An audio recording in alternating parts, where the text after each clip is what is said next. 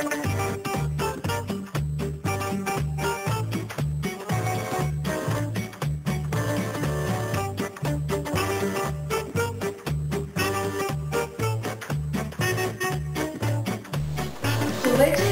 трябва да отдам къде сте били пак. Един път сме се събрали и той да го няма. Бива ли такова нещо? Бива, защото има страшно много работа. И покрай хотела, проверки, просто да не ти говоря. В кметството колко работа... Айде сега. Не, той наистина много искаше да дойде, но нямаше как, наистина, съжалявам. Но нали е тук в крайна сметка? Като гледам само ти от семейството ми, няма къде. Това момиче ме побърква. Яна! О, я вижте кой е на гости. Мами, как е? Къде е лодката? Беше крайно време вече да дойдеш, вечерята започна. Не съм ли те учила на обноски, веднага застани както трябва. Ако вече никаква подготовка няма това момиче, как се държи. Моля ти да не знаеш много, защото какво? И ти си възпитала една момиче.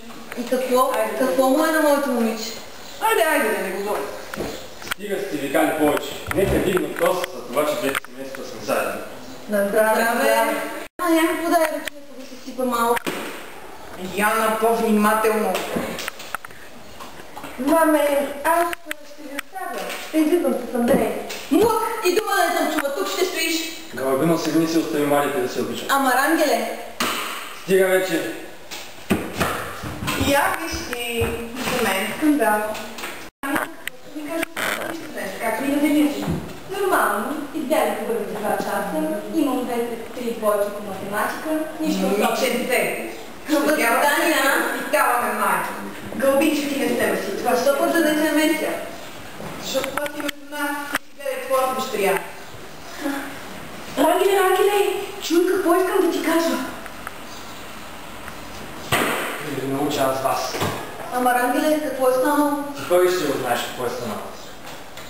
Гълбички. Ало! Попе!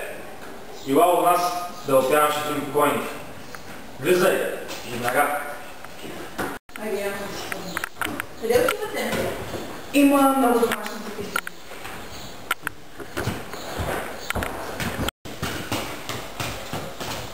Попе, стой на място! Галабино, до него веднага!